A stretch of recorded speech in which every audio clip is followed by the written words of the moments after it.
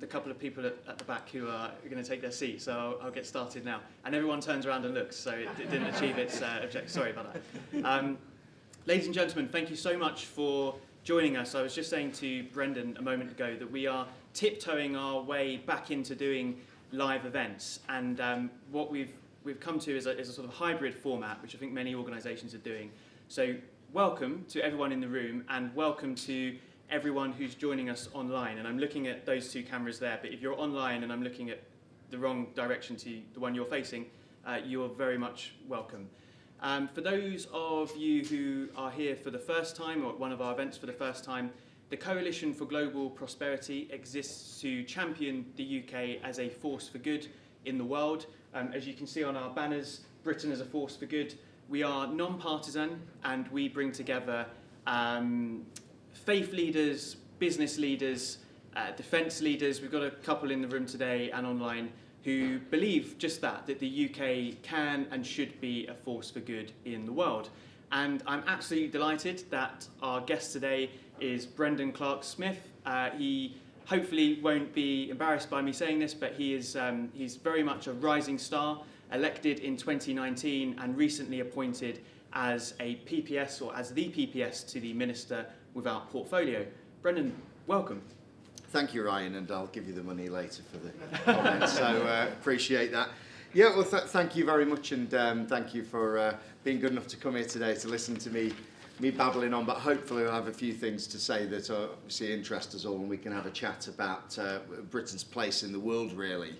I suppose my own personal journey, as somebody who's lived and worked in other countries for much of my career as well, and when I first became a Member of Parliament, I took a place on the International Development Committee, and that's been a really rich learning process for me. Really, I suppose you could look at me as a bit of a sceptic as to what we've done with our aid budget over the years, really, and coming in from the perspective that look how money is spent, wanting to see it spent properly, wanting to make sure that there are some results out of it. And my constituency, Bassetlaw, I'm very much the kind of epicentre of the Redwall as it is, and I think there's this argument that goes on with foreign aid. People look at their national insurance or their taxes rising, and there's the argument, should Britain really be spending this money on aid, and how do you get that message across?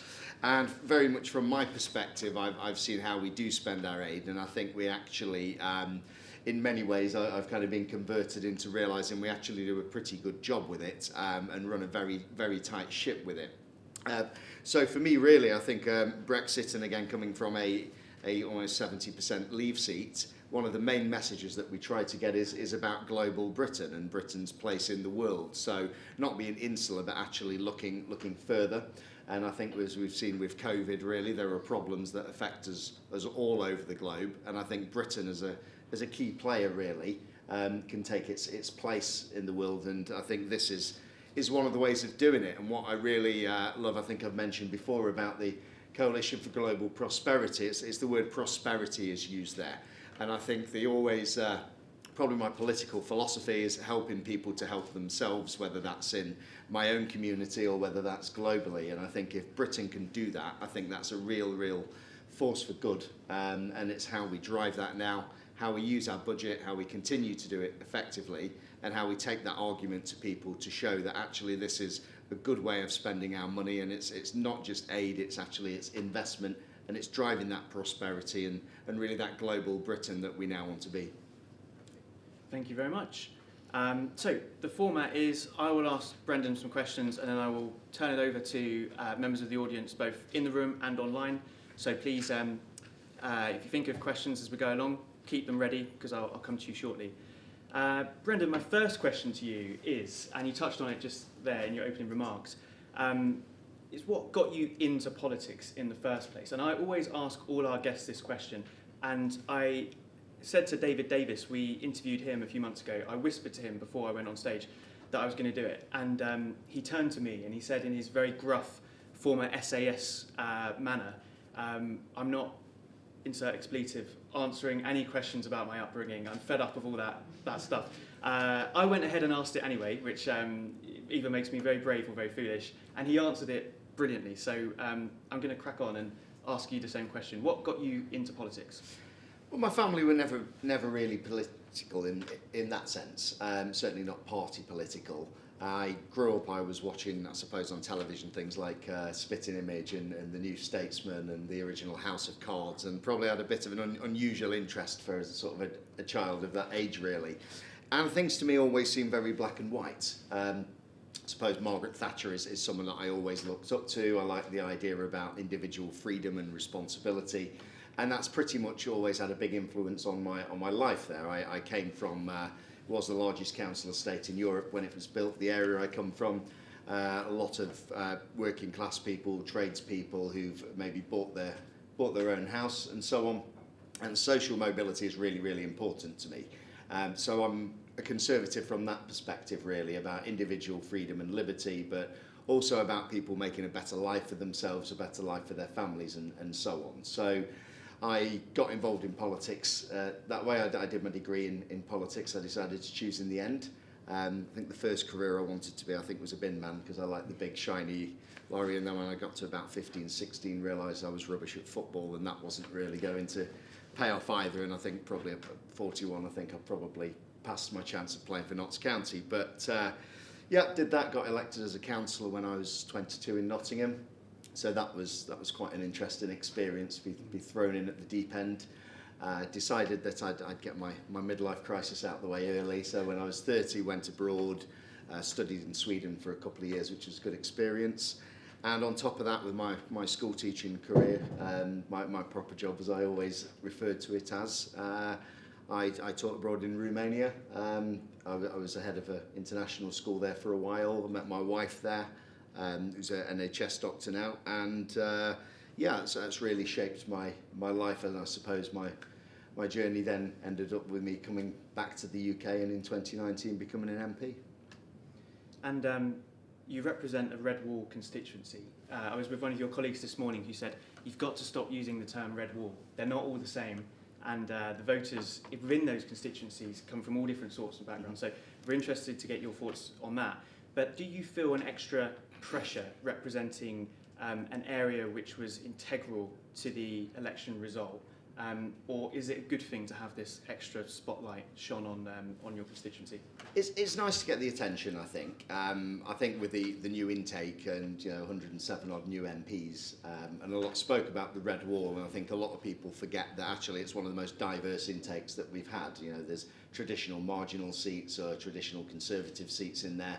And we've all got very, very different things, of course, that we want to achieve, but we came in, obviously, on that message of getting Brexit done and, of course, levelling up, which is the really big thing for us in red wall or blue wall areas or whatever we want to call them. So I think it was one of these that the PM speaks about Lent votes quite a lot, and people that I always thought were maybe socially conservative, but maybe needed that leap, that historical reason to come over to us. And I think what we've got to do in these next few years really is show people that their lives are better. It doesn't necessarily mean throwing lots of money at things, doesn't mean we always need a shiny town centre and a new tram or anything like that. I've got my local hospitals getting an investment. But I think people want to see that positivity and a bit more attention really paid to different parts of the country, whether that's the Midlands or the North. So in my area, there's a lot of people settling down there, starting families there and so on. But we have the situation where a lot of younger people, they move away to places like Nottingham and Sheffield and don't tend to come back until they're older. So we want to see that opportunity there for people to actually stay in their communities.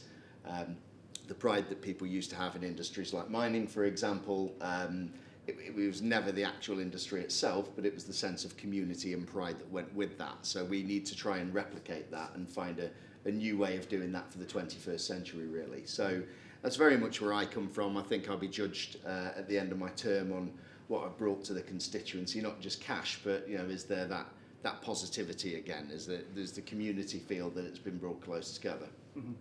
That's really interesting. I think in Westminster, and perhaps I'm doing colleagues in the think tank world a disservice, but there's often a feeling that you need shiny policies as such to be able to, or outcomes which come from policy, which you can point to, which I suppose is important. But you touched on there the idea of community, which is a bit harder to to pin down, but you know it when you see it, don't you?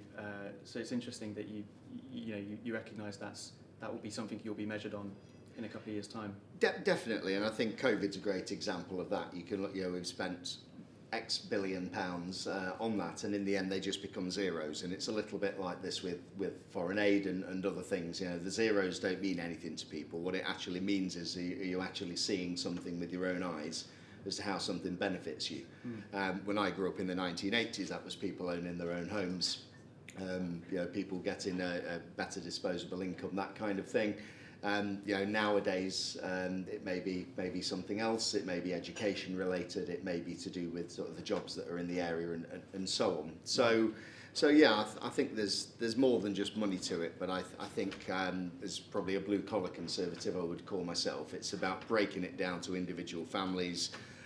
Younger people is a big challenge for us as well, and showing that how we can actually enact that positive change in people's lives, but without being the state that manages it. So we're, in other words, freeing people up and giving them the opportunity to be able to do that for themselves. And you're in an interesting position because you represent the area that you do, with all the themes and challenges that you've touched on. You're also PPS, and I suppose based here in Westminster for at least a few days a week. So you've got this interesting vantage point, I suppose.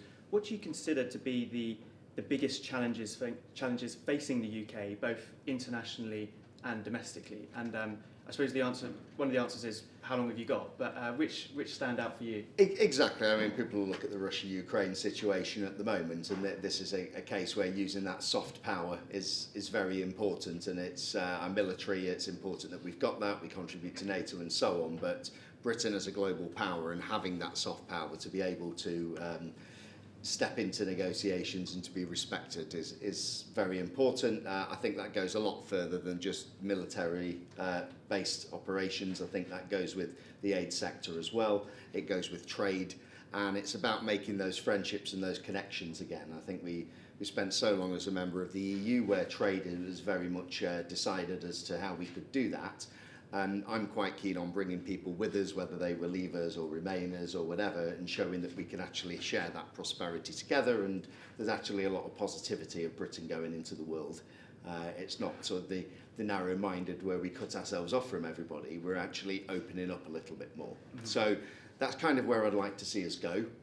I think generally we need to show people the Brexit benefits. How is that going to change their lives now? Overnight, that's probably not going to happen. That's going to be a long-term structural change that we're going to see. People will point to things like the vaccination programme, I suppose, as some of the earlier wins with that. Again, it's just showing really what we can do and being positive about Britain the way I suppose I want to be positive about communities on a more micro level. And I mean, the coalition thinks about global Britain and what happens overseas. Do you think there is a conflict in the minds of your colleagues and your constituents, actually, between the levelling up agenda and global Britain? Because I can't claim to have dreamt this up myself. I heard it from someone far more intelligent. But he said to me that actually levelling up has come about as a consequence of Brexit, and therefore global Britain and levelling up are linked, and it's not right to see them as separate. But do you think that's still the case, or do you think there's a emerging thinking which sees them as linked and that you can't do one perhaps without the other? Yeah, I mean, it's a little bit like the net zero debate. Nobody's saying don't push towards net zero, and you can't do that, and you can't at the same time have cheap energy and so on. And I think levelling up's a little bit like that as well. Levelling up's for everybody. I've had to have this argument that it's not just a Midlands and North thing. You have many coastal towns, many cities, many places in the south that maybe feel that there's some levelling up to be done there as well. And I think when we look globally at what we're doing, I remember watching, I think, one of my geography classes, and we were watching one of Hans Rosling's videos, and I always love watching his presentations about the difference when you go from earning $1 to $5 and so on, and the knock-on effect of that, really. So I think the idea of levelling up, when you talk about foreign aid, it can be a fairly divisive thing, and people will talk about the money that's spent on it. But if you change that discussion and say to people, do you think it's right that we should help people in need? Do you think it's right that we should help the world with a vaccination programme? Do you think that we should help fight poverty and natural disasters and so on? Then most people will say yes to that, and they would expect us to do that. So I think it's about the language that we use, and I think we need to maybe step away from the idea where you're either very much for or very much against something, and change the way that we discuss it so it's actually a little more inclusive language. I've tried to do that with Brexit, for example. I mean, that was an incredibly divisive thing that split people right down the middle. We now try to change the language around that. It's a battle that's gone. It's something that we need to involve people more in. And I think that's how we tie in the aid argument more effectively. When we actually show people, one of my biggest things in my inbox, now I'm in rural North Nottinghamshire, middle of the country, very little migration, nowhere near the coast. The number one issue I get on my inbox is about small boats coming in Dover. It's the number one issue. So people say, what are you doing about that? They talk about foreign aid. Now, if you change that discussion to say, how do you stop the problem at source, and as to why people feel the need or why people are displaced and so on, I think you can actually have a really sensible discussion there where it actually solves the problem on both sides. So I think our biggest challenge really is, again, it's changing the language of the debate and really how you, suppose if you say sell it to people, but more how you include people in it so people feel that they're being listened to, but also that we're actually achieving something. Yeah. That's really interesting to hear and reassuring to hear. And I know colleagues in the audience, in the room and online will be reassured that those messages are cutting through. You've touched on Brexit, and I'm almost out of the habit of mentioning Brexit, which is a good thing because I think we're all glad that we can hopefully move on. But do you think Brexit is still the lens by which constituents and colleagues of yours view policy in terms of, this is what we said we're going to do, therefore we need to do it, that sort of thing? Or do you think things really are beginning to move on and turn a corner? There's a little bit of a change. I think if you look at the different dividing lines politically, has there been a shift there in terms of who supports which party and which lines you're divided on and so on. So I think we'll only really know whether that's a permanent change or not again in the next few years, and how we address that. And I suppose as Conservatives, one of our arguments has always been that we're a very broad church. And we can actually fit in with that.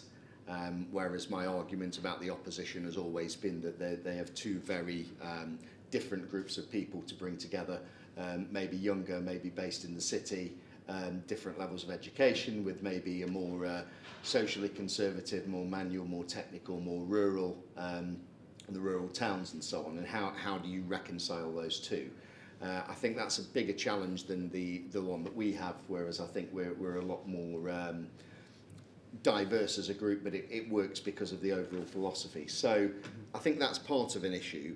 What I have noticed in people are focusing a lot more on things like the cost of living, focusing again on levelling up and so on. And the Brexit debate is, people get a little bit sick of talking about it after a while. You can't keep discussing it and going on and on and on, and at what point do you move on from it? So obviously things like the Northern Ireland Protocol, there's a few loose ends with Brexit, as you would expect, but at the same time I think people actually want to concentrate on what's going on in their own communities. And once that prosperity, prosperity is a great thing and it spreads out very much. And the sort of trickle-down effect, I think, is what we used to refer to it as. Yeah, that's interesting. You touched at the beginning of your remarks on your time on the International Development Committee, and that, if I'm not misquoting you, that you saw the good that goes on and perhaps have a better understanding. I'd be interested to know, first of all, based on that experience, what you think the big challenges will be in terms of the international development debate, what big issues will come up over the next few years. And I'd also be interested to know why it is that the international development community has not managed to persuade significant members of those on the centre-right, shall we say. I always think the left fairly broadly accepting of international development, but the argument hasn't quite been won yet on the other side. I'd be curious to know why you think that is and what needs to happen for it to change.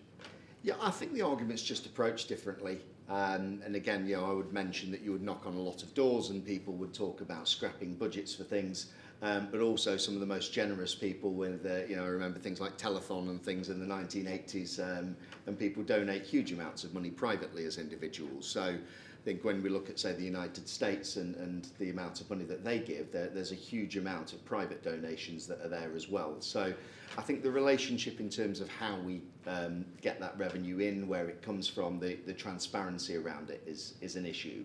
I think in the past, of course, in the media, you'll have stories where money's been wasted on something, which happens with all public money, unfortunately, to some extent. But they see something that their money's gone into and it's been a success, and I think you can justify that a little bit more. We can have the argument about how much aid we have or what percentage it's supposed to be or whatever, but it's I suppose I like things that are results based. I like to see what we've done with it rather than just the amount that we're necessarily putting in for it. Now, whether we should be having any percentage target at all and we just spend what we think we need, whether that's more or whether that's less, is, I suppose, another argument for it. I still think even with the recent changes and tightening our belt, we're still one of the biggest contributors in the world. We've merged international development as well, which was another talking point. I think, again, that's a little bit like Brexit. You can make a success of that. Australia do a similar thing, Canada do a similar thing, and it's very much from the perspective it gives the Foreign Secretary a little bit more kind of meat on the bone to basically go out there and make that case as well. So I think it's the optics on it and how we kind of sell that to people, but also I think that commitment's always been there and it's still there. I think it just maybe needs a little modifying in the way we go about it. And again, I think the idea of prosperity is the way to push it. We want people to be prosperous. We want to help countries develop and to help themselves. And the whole sort of give a man a fish kind of argument there. Not just responding to disasters, but actually making sure that they don't happen in the first place. And you mentioned the Foreign Secretary there and the optics. And I know we're speaking about optics in the context of the centre-right, but the Foreign Secretary has spoken about British values and the struggle that the UK is locked in almost with the likes of China and Russia to some extent, and these authoritarian powers. You taught in Romania. How is the UK perceived by countries like Romania, and do you think there's a role for UK aid as a soft power tool in addition to the good work that clearly goes on? Yeah, and I think a lot of Eastern Europe particularly is very, very topical at the moment. You look at Ukraine and there's our flag being flown in various places, and we're very much seen as defenders of liberty. I suppose the debate about Britain and our past, some view it very, very rosy, and others view it as things that we've done in the past that they think that we should be a little more apologetic for, and so on. I suppose I come from a neck of the woods where people are very proud of Queen and country and so on, and it's through that lens. So that's what I always say. Britain's got that reputation there. We do have a lot of soft power, a lot of hard power as well in many cases. So I think it's just a case of making sure we maintain that.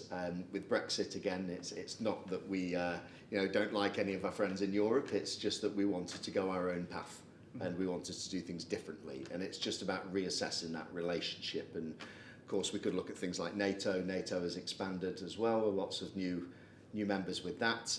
We've got some great trading relationships. Department for International Trade, we've gone through with the envoys now, making links with countries that countries like India, countries like Brazil, and so on, where there's still incredible levels of poverty in certain areas, but who we've maybe missed out with trade with. We look at what we do with tariffs and so on.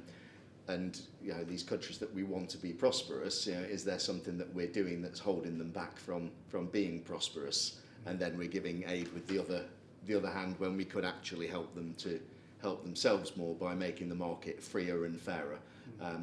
and I'm a free marketeer. You know, I don't like putting tariffs and things. I don't like lots of state control with everything. So that's the kind of world that I'd like to live in, where we can sort of trade freely, and we have a lot more friendly relations with our friends around the world. And it's a little bit different, I suppose, with Russia and China. Quite a difficult relationship with both of those at the moment. I think the Chinese one is probably more complicated in that sense. You know, how is their relationship? What is their mission? You know, do they share those values? What are they going to do to help contribute as well? So I think there's a lot of dialogue's going to go on with that, and I think and net zero again is another part of that, and you know, how we sort of prevent some of the knock-on effects to some of the poorer countries who will suffer but aren't necessarily causing a lot of the problems with that. So I think we need to be there, and we need to be strong as the people who can influence that, as opposed to, I think there are very few countries in the world that have that soft power, and we're one of them. So I'd be very disappointed if we suddenly stepped away and stopped using that. But we can reinvent our role. It's all about renewal again, and I think you know, even at home with the government, it's all about renewal and again levelling up. So if we're doing it locally, why not internationally as well? Sure. I'm eager to come to the audience, but one more question from me. Ukraine is what's dominating the news agenda, and rightly so. William Hague said in his column, his weekly column, that this is the new normal, that we've just got to get used to the fact that this will be a major challenge dealing with Russia for the foreseeable future. There will inevitably be questions around defence spending, and if we do increase defence spending, how are we going to pay for it? And the risk is always that people look over at development and think, you know, we'll move that over. Would you support that, or how would you respond to those sorts of questions? Well, it's the whole securitisation of aid argument, I suppose, and linking in with other countries. You could look something like, I know, Pakistan, which is the number one country I think we give aid to. There's a security element to that as well. So I think it is important. I think if you're not safe and secure, then a lot of the other problems tend to follow down the line. That doesn't mean that all the aid we give should necessarily be on either weapons or soldiers or anything else. So they are separate, but at the same time, I think our departments at times could, you know, they could be more strategic. So I think the way that we've changed recently, I think that's why the Foreign Secretary is more involved with that now. That's why international development has merged into FCDO, and I think it's about being more strategic with what we use it for. The same as the aid money. Is it aid money, or are we helping people to build a port somewhere so they can actually trade more effectively? I think they all go together, and I think if you do them in isolation, I think that is where you can potentially waste money, because you're kind of robbing Peter to pay Paul, and you're not really focusing on the wider problems. So defence spending, I think, is very important at the moment, and NATO in particular. I think we've seen the value of that. We're one of the few countries who actually pays the full dues to NATO, so that's another argument really about the importance of that. Of course, if there's a conflict in the Ukraine, then the human cost of that is going to be significantly more, I think. So I think there is a place for military and investment, but I think it also needs to be strategic as well. Fantastic, thank you. Right, over to our audience. Who would like to go first? Libby. And if you can say who you are and where you're from before you ask your question, that would be great. Thank you.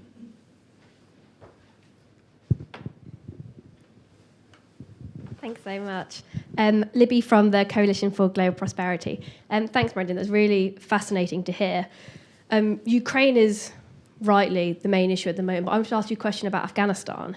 And it would be great to hear a bit about your thoughts on the withdrawal last year, and also what impact you think that had on the way the UK and the US is viewed in the world, and how we can, going forward, make sure that we're supporting Afghan people, but especially women, during the humanitarian crisis we're seeing. Yeah, it's a really good question, Libby. Thanks. I think basically people start from the position where they say the time that we had there was wasted, and I completely disagree with that, because I think if you look, you've got an entire generation of people. They're not just women, but the wider society. They've benefited from educational opportunities. They've benefited from freedoms that weren't there before and so on, I think every single one of those people will tell you that it was absolutely was worth it. And that's something I strongly encourage. I was disappointed. The pull-out was very quick. I don't think we had any other option there. I think we were very willing to try and build a coalition there to try and help out as much as we could, but it's not something we can act alone with, unfortunately. So I think a hand was forced a little bit with that. See, we've made a commitment to the people who've worked with us. We managed to get as many people out as we could at the time. And we've got that ongoing commitment where we will be obviously helping, and there has been aid there that we've provided. So, yeah, I think the main thing is just to say that we haven't forgotten people in Afghanistan. That commitment's still there, not just there, but with other countries in the world as well. And I just hope that, you know, we don't have another situation again where people are living in fear. And obviously, the Taliban are not the nicest people to negotiate with normally. You know, perhaps, you know, the country has developed to a level where we may see some serious change over the years. And I live in hope, but you know, Afghanistan has always been there's a bit of a conundrum there. You know, whether it was ourselves or whether it was the Soviets going in. So, whilst I'd like to see things improve, I think it's going to be a very, very difficult few years, unfortunately. I want to take a question from someone online, Laurie Lee from CARE. And Laurie will ask the question. The voice should emerge from somewhere. Okay.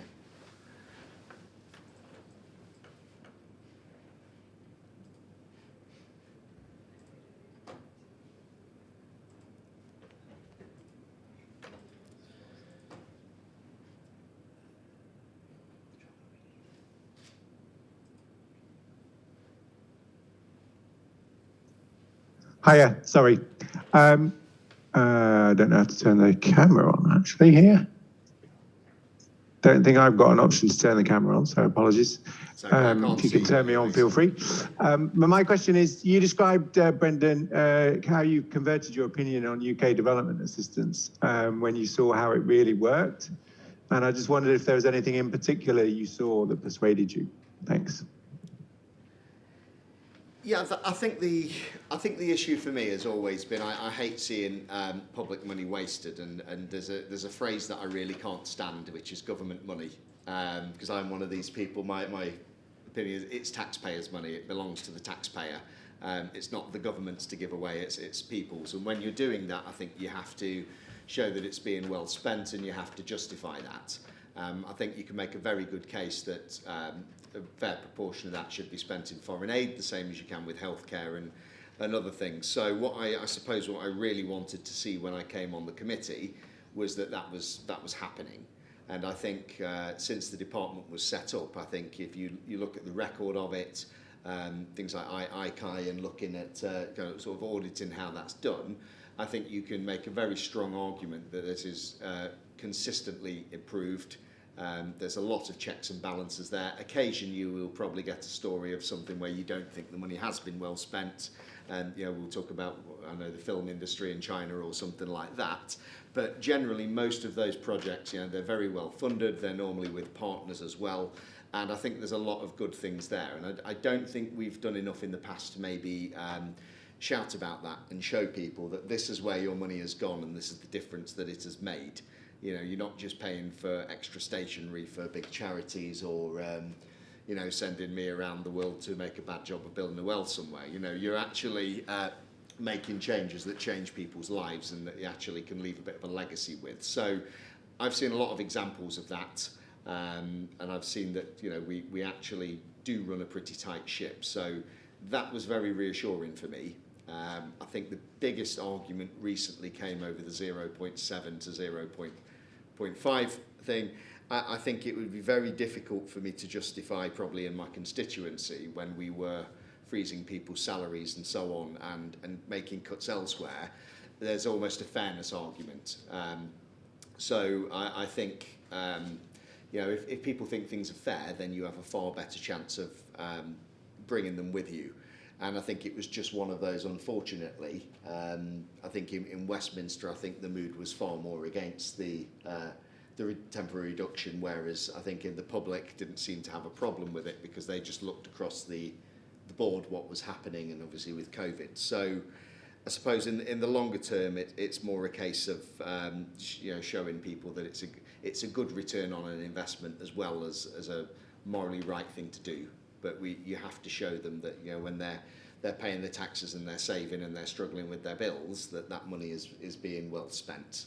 In the past, that maybe hasn't happened. I've been fairly reassured by what I've seen since I've been a Member of Parliament.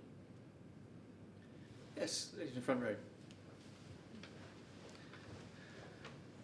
Hi, thank you. Rose Colwell from Plan International UK. So we're eagerly awaiting a new international development strategy, and I'd be keen to hear from you what you think sort of some of the key aspects that should be in the strategy to ensure that ODA continues to focus on eradicating extreme poverty. Yeah, I think, going around this word poverty, we use it in the UK a lot, and I think the argument between absolute poverty and relative poverty, I think if you look at globally what we've done with absolute poverty, not just the UK, but many charities and NGOs and other partners around the world, there have been some absolutely massive steps that have been taken even over the last 20, 30 years or so. So that's hugely encouraging. Again, I'd go back to watching my TED talk with Hans Rosling or so on, and these lovely graphs that he does. And it really is reassuring to see some of the things that have been achieved. I think in many of these countries, it's then the next stage.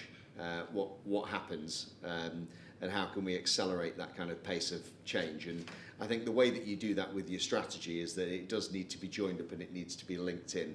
And I spoke about trade earlier. I think trade is really, really important way of doing that, not just on tariffs, but facilitating that trade and helping countries to actually do that as well. So making sure they're secure in the first place, making sure that they're able to trade with us, and then making sure that the gaps that are there, that whether it's ourselves or other partners can fill in with. So I think it's coordinating things between departments and being focused, really, rather than compartmentalising everything as separate. So that would be my main wish, is that it's joined up and it's more strategic. Yes, gentlemen. Matt Jackson, UN's Sexual and Reproductive Health Agency, UNFPA. Continuing with the thoughts on international development and the aid budget, we've seen some donors, whether it's governments, philanthropists, foundations, they will make their decisions on how they spend money and taxpayers' money based on their interests and how they want to see the world and their values. And others will empower local people and communities to make decisions on how to spend the money based on their own interests. Do you think the UK has got the right approach at the moment, or would you like to see the UK decisions on spend move in one direction or the other? Thanks. Oh, that is a tricky one. I do think, I think I was saying about private donations before, I think there's a huge role for philanthropists and NGOs and so on to be able to affect a lot of that change, and many of them have for many years in different ways. So it's working in partnership, really. I don't think you can always rely that philanthropist is going to be there to plug that gap. So I think you do need a commitment that's maybe a long-term commitment, so people can actually plan ahead rather than thinking, I suppose, a couple of years my funding's going to go. What do we do after that? And it's very difficult to plan long-term when you have a sort of shorter budgets and so on. I do despair when I see whether it's rockets being launched or sort of pet projects and so on. And I suppose you go back, if you walk around London, you'll see plaques of where people have built schools and things a couple of 100 years ago and that kind of thing. So it's always been there, I think. It's just maybe formalising that relationship a little bit more and making sure that we do kind of maximise the opportunities for it. I think if you ignore private philanthropists or if you ignore NGOs, then I think you're doing a disservice to the way you deliver aid. The same as whether it's education or whether it's health or whether it's anything really, everybody has a part to play for that. So I would hope that those kind of organisations are central to the planning that we actually do. I know we already work with quite a few as it is, And obviously I'd like more people to come forward and be able to do those kind of things. So I would really encourage sort of other people to join in with international aid, really. We'll take another question from someone in our online audience, James Cowan, who will ask the question himself. Can you hear me? We can hear you faintly, James. Great, I'll speak up. Brendan, thanks very much for your comments, which certainly resonate with me. We all understand why the 0.7 has come down to 0.5. Times are hard and all that. But there's still a lot of money in that system, and now it's a question of how it is spent. What the government seems to have done is prioritise its commitments to multilateral organisations like the UN, World Bank, etc., and deprioritised its commitments to British NGOs. I'm actually not by sort of long-standing a humanitarian. I used to be a soldier. I was a Major General in the Army, and I run the Halo Trust now. And the Halo Trust is a British charity clearing landmines and IEDs around the world. And I think we do the sort of work that you would like, and yet we've seen our funding being cut by 75%, which is a really huge amount. And the reason why is because of these commitments to multilateral organisations where there's a huge amount of bureaucracy, a lot of high salaries, and the money doesn't necessarily reach the beneficiaries it should. I don't think that's what you would want, certainly not what I want, and I'd like to hear your reaction to that and what you might be able to do about it. Yeah, I think that's a fair comment. I think one of the issues is a lot of those multilateral agreements have been made over a number of years, and I think when you're looking at your budget and where you're going to sort of find some room for manoeuvre in that, there's not always the option of removing it from those agreements that are already in place. So it tends to be the shorter term ones that I maybe mentioned before that probably took a bigger hit with that. That for me is where having those private partners, having the philanthropists and so on, who can step in and do those kind of things would have actually been quite beneficial. As I still think it would be. I do think going forwards, what you will find is that we do go back to more of the approach that you're describing. I think this is going to be something that's going over a number of years, but of course, as these agreements are looked at again. We'll probably be expecting a little bit more, I think, in terms of results, in terms of delivery. You mentioned some of the higher salaries that are on there, which I think you do get with a lot of bodies. So yeah, I think it's just a case of making sure long term we know where we want to be spending that money. We've already made the commitment that we will go back up to the 0.7, and there's criteria for that, and I really hope our economy continues to recover so we can get back up to that as soon as possible. It'll be a sign of success, I suppose, domestically if we do get up to that 0.7 figure again. So yeah, I think it's just a case of making sure if there are gaps to be plugged, that we identify those. We kind of get that into the public domain as much as possible, and we find ways that other ways of funding things. Right, thank you, James. Yes, front row. Microphone's just coming. Alba de Souza from the Council for Education in the Commonwealth.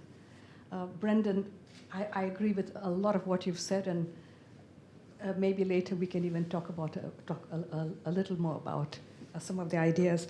But I just wanted to ask you, I'm looking at global prosperity for Britain.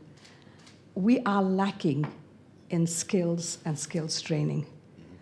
And really, especially in your areas, we really need that, and I'd like to ask you what are you going to do about that? And in line with that as well, Britain has to start manufacturing again. Unless we do that, we're not going to achieve the global prosperity. And once you have manufactured something, put a patent on it so that the Chinese and others will not steal it from us. I just wanted to also ask you, you mentioned you were in Sweden. And I look around, again, looking at what's happening globally. Countries like the United States have got big brand global names all over. Britain is one country that doesn't. Sweden has got IKEA, Volvo, you know, they've got a photographic equipment, and you've been there. How can you help to develop big brand names here for global prosperity? I come from Kenya. And when Kenya got its independence, I was at university at that stage. And I remember there were slogans all over the country that said, buy Kenyan, build Kenyan. Right now, with Brexit, and we're developing, we should have lots of slogans saying, buy British, build Britain. Thank you. Yeah, I'm obviously going to agree with a lot of that. So I think, yeah, in terms of British brands particularly, one thing that we're never going to do is beat the Chinese in price and in terms of mass-produced things. And what we used to be a world leader with in many things with manufacturing, if you buy British, you're buying quality. That was the main thing that we used to sell. I mean, I do think we do have those companies that are out there in the world. You look at a lot of the startups that we've had and a lot of the... I look at someone like a Rolls-Royce as well. They're looking at small modular reactors and things, and you know, some very revolutionary technology. And these are all British companies. So yeah, I think we do need to promote British. We do need to improve the skill set desperately. I mean, that is something that is locally is a big issue for me. Is a big part of levelling up and making sure people have got those skills, but also that the jobs are in the communities to use the skills as well. And again, we have that brain drain, we have that skills drain where just people leave and go elsewhere. So we can again be a global leader with this really, and it's something that we can take to other countries as well. In terms of the renewable energy that we're looking at, in terms of other things, and you know, these are British products in a way. That we can actually help in the world, because we're actually, through technology, you're actually helping advancement, and that's not aid, that is just something that we can actually do through the private sector as well. So you know, I'm a big believer that, you know, governments don't create prosperity, the private sector and people create prosperity, and it's up to the government to try and facilitate it and make the conditions as easy as possible for people to be able to do that. So that's what I really want us to be able to do. I want British firms to be able to feel that they can trade abroad easier. I want British products to be sold around the world. You know, I want our local people to be able to get the skills in their own communities and get the jobs in their own communities. And then that kind of mindset is what I want to export as well, and help other countries to be able to do the same.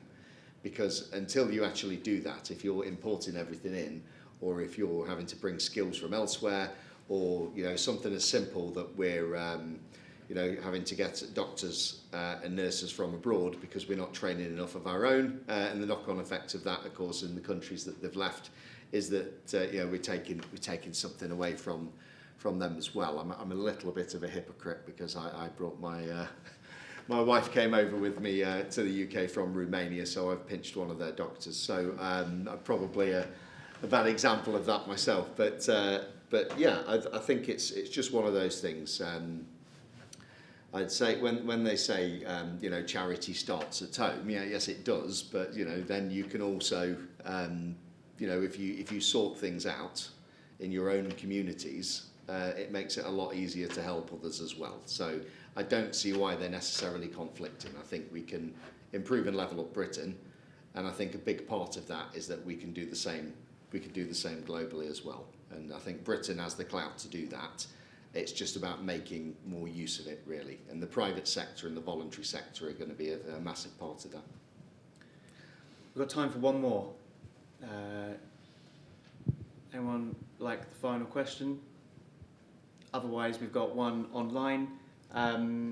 This is an anonymous question, but don't worry, it's absolutely fine. If people don't put their name, what are they going to ask? What are your top 3 goals nationally and internationally, and what drives you to work on these issues? Well, I suppose nationally, was making a success of Brexit was one of them. The levelling up agenda, I know it's one of those fluffy terms. What does levelling up actually mean? But I want to see that pride in the communities. Prime Minister uses this phrase a lot, that you know, ability is spread equally in the country, but opportunity necessarily isn't. So I want to see somewhere where people can be confident in their own local communities, where they can get their education, they can get their skills, they can get a job, and they can, people can afford to buy their own homes, and creating that. So that is my kind of big thing that I want to see. I think in the immediate future, things like clearing the NHS backlog is quite important to me as well. Internationally, yeah, I think using our soft power to, I think, calm down some of the large geopolitical risks that we're currently seeing. Obviously, what's going on with Russia, what's going on with China, but also how we handle the new emerging economies.